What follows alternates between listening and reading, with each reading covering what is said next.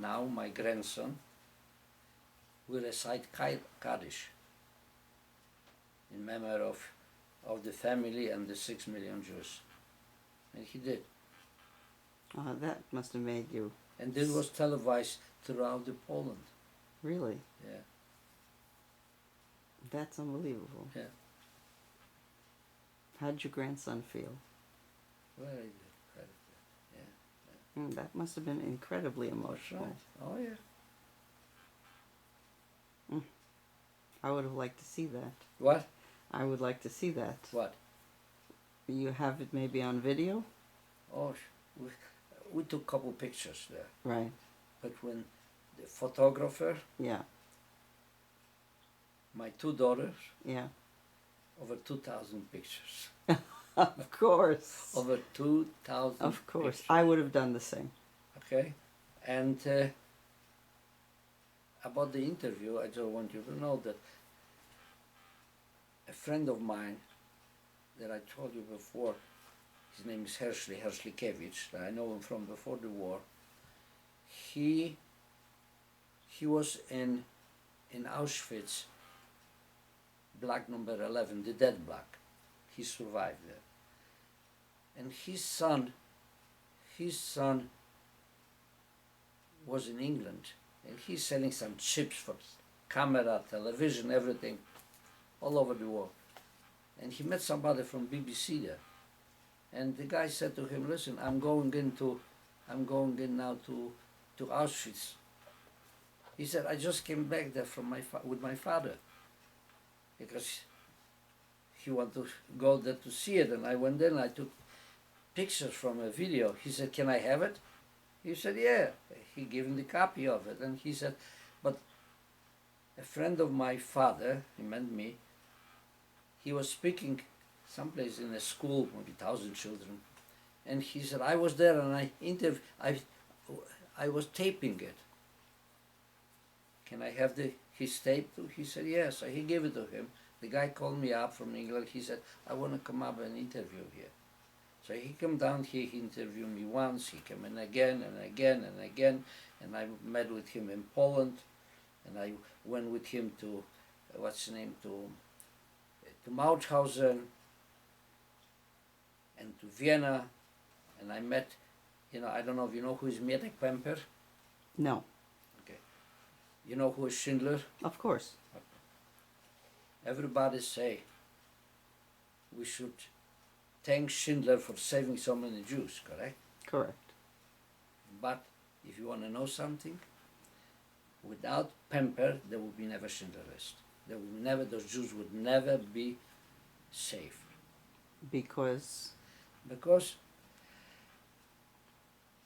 that guy, Pemper, worked for, he was a secretary to Amon Get. You know who was Amon Yes. Get? Okay. He was secretary to Amon Get. And I worked in his office too, in Amon Get's office. I worked there too. This is how I knew him. And I knew the story. That guy lived in Germany, in Augsburg. And he intercepted a letter to Amon Get from Berlin that he had to liquidate the factory, Schindler's factory, because they were making the pots and pans, And he know Isaac Stern, who worked for Schindler. Mm-hmm. And he was afraid to tell this to Schindler, because Schindler was a drunkard. Okay? And somebody drink, you don't trust him. Right. Okay? So he said to Isaac Stern, he said, listen, they're going to liquidate. How you know? I know the story, what happening. He said, you have to talk to Schindler. He said, I'm afraid. He said, you don't have to be afraid. Tell them what going to. So he met with Schindler and told him, you have to eliminate the factory, what doing the pots and pans. You have to change this to do some armament. And this is how he changed this. And then this is, Amon Get did not liquidate it because they were doing something else. Oh. Okay? So Got they it. need liquidate. So when the war was over, okay, and the Jews start thanking Schindler for saving them, Schindler said to them, before you thanking me, you have to thank Pemper and Stern. But the Jews never knew why. So when did it come out? Well, I knew this for years. And this guy from England, from BBC, he tried to get in touch with Pemper and he didn't want to talk to him. He didn't want to talk to anyone. It took me a year and a half on the telephone to convince Pemper to sit down and talk.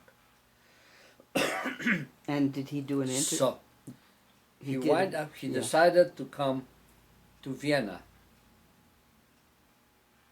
from Augsburg.